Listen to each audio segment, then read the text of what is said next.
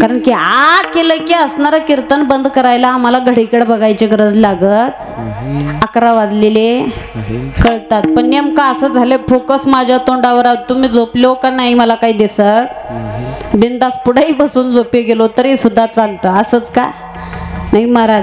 आयुष्यभरामधले वर्षभरामधले 365 दिवसापैकी नाकादेवाच्या मंदिरामध्ये जाता येईना. नाकादेवाला आपलंसं करता येईना. पण एवढे 8 दिवस मंदिराकडे यायचं कधी चुकायचं नाही. एवढे 8 दिवसामध्ये असणारा तो देव आपला आणि आपण त्याचे झालो पाहिजे. कारण की पुन्हा तुम्हाला इकडे येता येईल किंवा नाही. कारण की हे कलयुग आहे. आणि कलयुग असं आहे की तो याच्यामधला दुरावा देवाचा आणि आपला दूर दूर जास्त व्हायला सुरुवात केला. आणि संसाराची गाठ मात्र जास्त फिट्ट बसायला सुरुवात केली. म्हणून हे सत्य करण्याच्या कारण आहे महाराज. सेवेकरिता निवडलेला अभंग श्रीमंत श्री जगद्गुरु संत तुकोबार यांचा 4 चरणाचा सर्वांच्या पाठांतरातला आणि आजच्या कारणाला उपयुक्त असा अभंग आहे. विठ्ठल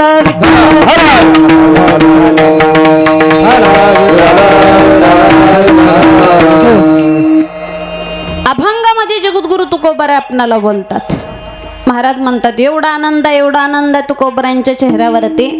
आणि तुकोबार आपणाला सांगायला सुरुवात केली. अरे म्हणलं बाबा उजळले भाग्य आता अवघी चिंता वारली. माझं असणारं भाग्य उजळलं, असं भाग्य उजळलं. प्रश्न विचारणारे तुकोबारांना म्हणायला सुरुवात केली. महाराज भाग्य उजळलं म्हणताय खरी गोष्ट आहे. कशानं उजळलं नेमकं ते तरी कळू द्या. तुकोबाराय म्हणले माझं भाग्य उजळलं कशामुळं तर तो पद्मनाभ असणारा मला मिळालेला. आता मला चिंता करायची गरज नाही, कसली सुद्धा नाही. एक सांगा भाग्य उजळलं म्हणजे तुकोबाराय म्हणताय देव भेटलाय म्हणून तुमचं भाग्य उजळलंय म्हणताय खरी गोष्ट आहे. भाग्य उजळलं म्हणून तुम्हाला एवढा आनंद देव मिळाला म्हणून इतका आनंद झाला का. तुकोबाराय म्हणले हो मला देव भेटला म्हणून इतका आनंद झाला. किती आनंद झाला तेही कळू द्या. किती आनंद. एक 40 वर्षाचा मुलगा आहे आणि त्या 40 वर्षाच्या वया झालेल्या मुलाला 40 वर्षापर्यंत मुलगीच मिळत नव्हती. 40व्या वर्षी मुलगी मिळाली आणि लग्न लागलं. त्याला किती आनंद होईल. किती होईल तेवढा आनंद झाला. अरे म्हणलं माझा आनंद एवढा मोठा की आता मला चिंता कसल्याच गोष्टीची करायची गरज नाही. मग आम्हाला एक सांगा हा पद्मनाभ तुम्हाला कशानं मिळाला. उगा का सहज चलत वाटणं भेटून गेला का काय. तर तुकोबाराय म्हणतात असा तसा मिळणारा तो देव नाही. देव बाजारचा भाजीपाला आहे का कुठेही भेटायला आणि कुठेही आणून करून खाल्ला निवांत असा नाही. देव जल्दी आपल्या बायकोला नीट मिळत नाही मग आपणाला मिळेल का. मिळू शकतो नाही. साधू संतांना एवढे कष्ट करावे लागले मग आपल्यासारख्याला सहजासहजी मिळून जातो का नाही. तुकोबाराय म्हणले मला देव भेटण्यासाठी काय करावं लागलं. संत दर्शनी हा लाभ पद्मनाभ जोडीला. संतांच्या दर्शनामुळे असणारा हा पद्मनाभ मला जोडला गेला. संतांच्या दर्शनामुळं तुम्हाला असणारा देव मिळाला का तुकोबाराय. हो तर साधू संतांची अगोदर भेट घ्यावी लागली. अगोदर त्यांना आपलंसं करावं लागलं आणि ते जसं मला देवाची वाटचाल सांगतील मी तसं वागत गेलो आणि देव माझा कधी झाला मला कळाला नाही. आणि तो देव झाला म्हणून माझं भाग्य उजळलं. बरं ठीक आहे तुकोबाराय संतांच्या दर्शनामुळं देव मिळाला खरी गोष्ट आहे. मग आम्हाला एक सांगा मिळालेल्या देवाला तुम्ही काय करणार. काय कराल नेमकं ते तरी कळू द्या. देव मिळाला म्हणून का डोक्यावर घेऊन नाचतच फिराल का ते तरी कळू द्या. किती दिवस तुम्हाला हौस वाटेल. 4 दिवस 8 दिवस 1 वर्ष 2 वर्ष 5-10 वर्ष किती दिवस तुम्ही देवाचे हौस मानणार. किती दिवस भाग्य उजळलं म्हणून ठेवणार ते तरी कळू द्या आम्हाला. नेमका हा देव मिळून तुम्हाला फायदा काय आहे. त्यावेळेला तुकोबाराय म्हणतात एक सांगू का. अरे म्हणला हा देव मिळणं म्हणजे माझ्या आयुष्यामध्ये आता इथून याला कुठं दुसरीकडे जाऊ देणार नाही. मला मिळालंय की नाही आता माझ्यापासून याला बाजूला हटू देणार नाही. मग नेमकं ठेवाल कुठं. चोरून घेऊन गेल्यावर कसं कराल म्हणलं. तुम्ही घरात ठेवचाल, तिजोरीत ठेवचाल आणि एखाद्यानं तुमच्या घरावर ते डाका घातला तर कसं होईल तुकोबराय. महाराज म्हणले अशा तशा तिजोरीत ठेवणार नाही. कशा तिजोरीत ठेवीन. संपुष्टी हे हृदय पेटी, कुण्या हृदय रूपी पेटीमध्ये घालून पोटामध्ये साठवून ठेवीन. संपुष्टी हे हृदय पेटी, करोने पोटी साठवू. हृदय रूपी पेटीमध्ये बंद करीन, त्याला असणारं कुलूप लावेन आणि हृदय असणारा माझ्या पोटामध्ये त्याला साठवून ठेवेल की तिथून कुणी सुद्धा चोरून घेऊ जाऊ शकणार नाही. अशा ठिकाणी ठेवेन की कुणाला सुद्धा चोरता येणार नाही. मग तुकोबराय एवढ्या जन्मामध्ये तुमचं वयच किती हो. 40 ते 42 वर्षाचं आयुष्य जगला तुकोबराय तुम्ही. एवढ्या वर्षामध्ये तुम्ही संसारही केला, संसारामध्ये 2 बायकाही केल्या, मुलं बाळही तुमच्या संसारामध्ये होते, संसारही झाला, संसारातला भोगही भोगलात आणि परमार्थ सुद्धा केला. हे असणारी आवाज गाथा आमच्या समोरही ठेवली. मग मला एक सांगा, एवढ्याच आयुष्यामध्ये माणसाला संसारही होतो आणि परमार्थही होतो. जर तुम्हाला 2 गोष्टी जमून जर देव मिळाला असेल तर आम्ही सुद्धा या आयुष्यामध्ये संसारही करू आणि परमार्थही करून देवाला आपलंसं करून घेऊ. आम्हाला सुद्धा तुमचा देव असा भेटेल का. आणि तो देव भेटल्याच्या नंतर आमचं सुद्धा भाग्य उजळल्याशिवाय राहणार नाही. तर तुकोबराय म्हणतात, बाबा रे मला जरी देव या जन्मात मिळाला असेल पण माझं या जन्मामधलं हे फळ नाही. केव्हापासूनच आहे. तर तुकोबराय म्हणतात, तुका म्हणे होता ठेवा तो या भावा सापडला.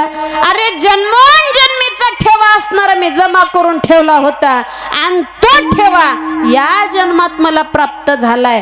म्हणून काय झालं तर उजळले भाग्य आता, अवघी चिंता वारले, संत दर्शनी हलाभ, पद्मनाभ जोडी आला विठ्ठल विठ्ठल.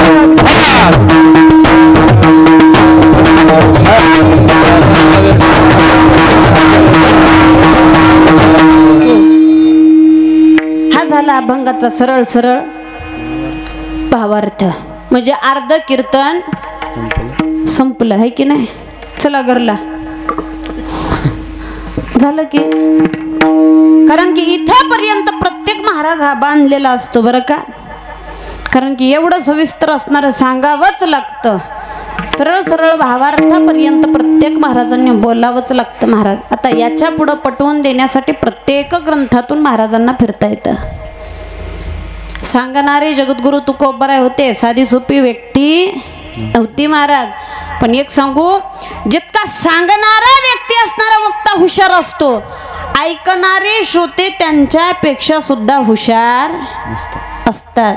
कारण की बसणाऱ्या श्रोत्यांमध्ये सगळ्यांनाच काही कळत नाही असे राहत नाहीत बरं.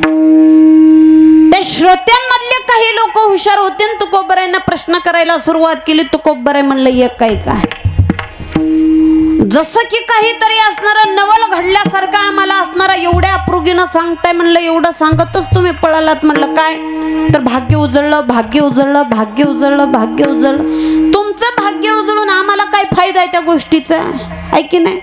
आणि लोकांचं हे तत्व आहे, जोपर्यंत दुसऱ्याकडून आपल्याला काहीतरी फायदा होत नाही तोपर्यंत लोक त्याला किंमत देत नाही. हे लोकांचा स्वभाव आहे महाराज. मग ते चांगल्यासाठी करो किंवा वाईटासाठी सुद्धा करो. कारण की आमचा स्वभाव बनलेला आहे, जोपर्यंत दुसऱ्याला नाव ठेवत नाही तोपर्यंत 2 भाकरी खाल्लेल्या हजम होत नाही. महाराज म्हणलं मग असं म्हणणं तुमचं बरोबर आहे. तुकोबराय सांगायला सुरुवात केली. एक कार्यकारी म्हणला, मी जो अनुभव घेतलाय हा अनुभव मी तुम्हाला ओरडून ओरडून पोटातून सांगतोय. म्हणलं काय करा की जसं मी करण्याचा प्रयत्न केल्याच्या नंतर जसा मला देव मिळाला, तुम्ही सुद्धा जर असंच वागलो तर तुम्हाला सुद्धा देव आपलासा होईल. म्हणून एवढं ओरडून सांगतोय. म्हणून म्हणतोय म्हणलं की भाग्य उजळलं. तुकोबर आहे. आताचा जमाना असा राहिला नाही हो. कसा की खरंच असणारं कुठल्याच गोष्टीचा असणारा आपल्याला असणारा कुठलीच गोष्ट पाहिजे नाही, कुठल्याच गोष्टीचा मतभेद नाही, सगळं काही आपलं असणारं, काही झालं तरी चालेल पण दुसऱ्याचं भलं करायचं. आता असे लोक उरले नाहीत. मग तुम्ही या गोष्टीचं कशाला नवल सांगताय म्हणलं आम्हाला, प्रश्न विचारणारे लोक. बरं तुकोबर आहे म्हणले म्हणजे म्हणण्याचं कारण तरी काय आहे? काही नाही म्हणलं. एक सांगा, तुम्हाला संसार आहे? तुकोबर आहे म्हणले हो आहे. लेकरं बाळ आहेत? हो आहेत. बायको आहे? अरे म्हणलं बायको तर एक मेली म्हणून पुन्हा दुसरी केली. मग महाराज म्हणलं दोन दोन बायका आयुष्यामध्ये होत्या, मुलं बाळ आहेत, घरातला संसार आहे, सगळं काही गोष्टी आहेत. मग आम्हाला एक सांगा तुमचा संसार कसा आहे हो? तुकोबर आहे म्हणले कसा आहे? अहो म्हणलं आम्ही तर लोकांच्या तोंडून ऐकलंय म्हणलं की तुकोबराईने सगळ्या संसाराची राख रांगोळी करून घेतली. मग आम्हाला एक सांगा, ज्या माणसाला स्वतःचा संसार नीट करता येत नाही तो माणूस दुसऱ्याची संसार कुठली नीट करेल म्हणलं? मग ज्याला स्वतःचा संसार करायचा नीट कळत नाही त्यानं दुसऱ्याला संसार नीट करायचे सल्ले देत जाऊ नाही. लोक म्हणायला सुरुवात केली असं म्हणणं नाही रे म्हणलं, असं म्हणू नका. कोण म्हणते म्हणलं की संसार नीट झाला नाही, पण एक सांगू, मी मुळामध्ये इथं संसार करायला आलोच नाही. आमचं येण्याचं कारण एक आहे, बुडत हे जण न देखावे डोळा येतो कळवळा, म्हणून आलो कशासाठी? जगाच्या कल्याण संतांच्या विभूती, जगाच्या कल्याण संतांच्या विभूती, जगाच्या संतांच्या विभूती,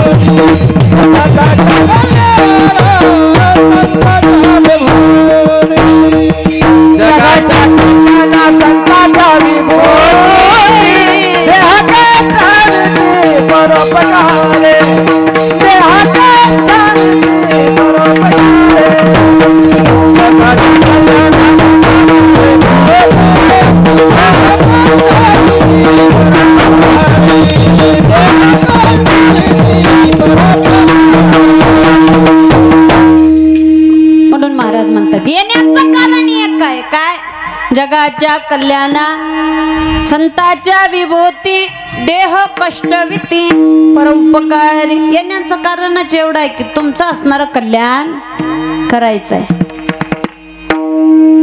लोक म्हणायला सुरुवात केली, महाराज मग याच्यासाठी तुम्ही जन्माला आलात का? हो म्हणलं. आमचं कारणच एवढं जन्माला येण्याचं, दुसरं काहीच नाही. यात संसार म्हणजे निमित्त मात्र फक्त आहे. बरं ठीक आहे, तो खूप बरं आहे. आलात ना? आम्हाला एक सांगा, तुमचा संसार सगळं काही आहे, सगळं काही चांगलं आहे. मग तुम्ही ज्या ज्या लोकांना सांगायला निघालात, लोकांना काय म्हणलं? सांगतो तुम्हाचे नाही तरी गेला जन्म वाया, नाही तरी गेला जन्म वाया, नाही तरी गेला जन्म वाया.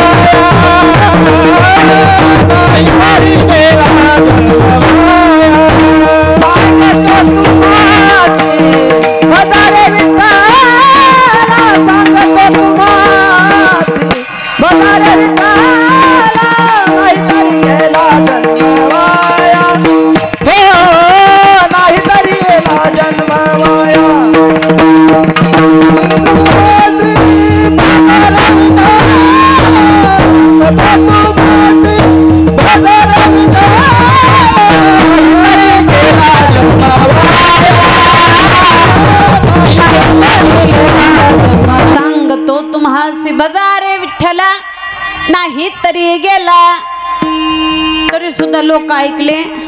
आहा, या नाही तर ऐकलं तर नाही ऐकलं. तुकोबरे म्हणतात पुढचा टप्पा कोणता? लागुनिया पाया विनवितो तुम्हाला कर टाळी बोला. पाया पडून सांगतो, तुकोबरांनी आपल्या पाया पडावं एवढी लायकी आहे का आपली? आई खरं सांगा बरं, तुकोबरांनी आपल्या पाया पडावं. प्रश्न विचारणारे लोक म्हणले, महाराज तुमच्यापेक्षा आमचा संसार सुखाचा आहे. म्हणलं, संसारा मुळात कुणाचा सुखाचा? दुःख बांधवडी आहे हा संसार, सुखाचा विचार नाही कोटे. दुःख बांधवडी असणाऱ्या संसारामध्ये आम्ही तर सुखी आहोत का? नाही. मग त्याच तुकोबरांना प्रश्न करतायत लोक. एक सांगा तुकोबराय, तुम्ही ज्या ज्या लोकांना सांगितलं, तुम्ही पाया पडून सांगितलात, एवढा कळवळ्यानं सांगितलात, तुमच्या संसाराची राखरांगोळी करून घेऊन सुद्धा सांगितलात, मग किती लोक ऐकले? किती लोक ऐकले? ऐकले नाहीत महाराज. तुकोबराय म्हणले नाही ऐकले. मग मला एक सांगा तुकोबराय, तुम्ही एवढा कळवळा करून तुमचा स्वतःचा संसार बाजूला ठेवून पाया पडून सांगून सुद्धा तुमचं लोक ऐकले नाहीत, सांगण्यामध्ये काही अर्थ आहे का? तुकोबराय म्हणतात, किती जरी लोक ऐकले नसतील तरी सुद्धा मी सांगायचं सोडणार नाही. मग काय एवढा कळवळ आहे तुम्हाला या लोकांविषयी ते तरी सांगा. कारण की स्वतःचं लेकरू जर 10 वेळेस व्यसन करू नको जर सांगितलं माय बापानं, पुन्हा जर ऐकत नसेल तर बिनधास्त सोडून देतात, तुला कसं मरायचंय तसं. पण तुम्ही एवढा कळवळा का करताय तुकोबराय? तर महाराज म्हणले, माझं एक नियंत आहे. अरे म्हणले, एक सांगू का? तुम्हाला जर माझ्या सांगण्यानं जर तुम्हाला जर एखाद्या गोष्टीचा जर आनंद झाला की नाही, जेवढा तुम्हाला आनंद होणार नाही त्याच्यापेक्षा दुप्पट मला झाल्याशिवाय राहणार नाही. जेवढं सुख तुम्हाला मिळतं त्याच्यापेक्षा दुप्पट सुख असणार तुमच्या सुखामध्ये मला मिळतं. मला तुकोबरांना लोक म्हणले, म्हणजे आम्हाला काही कळालं नाही. एक सांगू, एखाद्याच्या गरीबाच्या मुलीचं गावामध्ये लग्न असावं, लग्न आणि 4 दिवसावरती लग्न यावं. गावातला सगळ्यात श्रीमंत 100 एकर असणारे शेती असणारा मालक, गावचा असणारा कारभारी त्या गरीबाच्या घरी जावा. घरी जाऊन असणारी सगळी देखरेख बघावी आणि त्याला सांगावं, दादा जर तुझ्या जर मुलीच्या लग्नामध्ये काही जरी कमी पडलं की नाही, बिनधास्त मला सांग आणि बिनधास्त माझ्याकडे मागायला ये बरं का. कुठल्याच गोष्टीची कमतरता करू नको.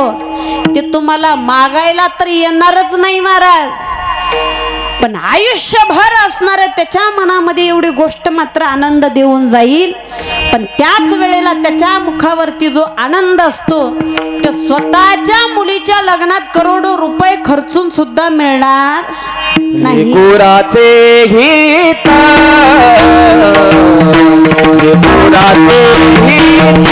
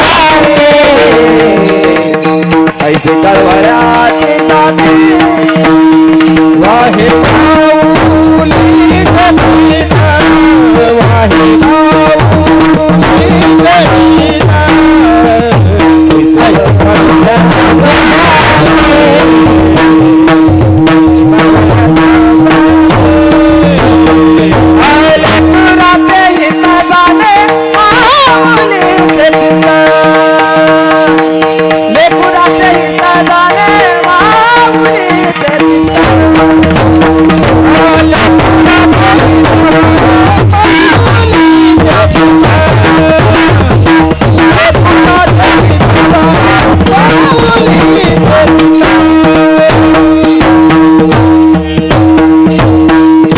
म्हणून महाराज म्हणतात माईशिवाय लेकराचं हित कळणार नाही. मग हे सांगणारी तुकोबराई उपाय असणारी आपली माय आहे माय.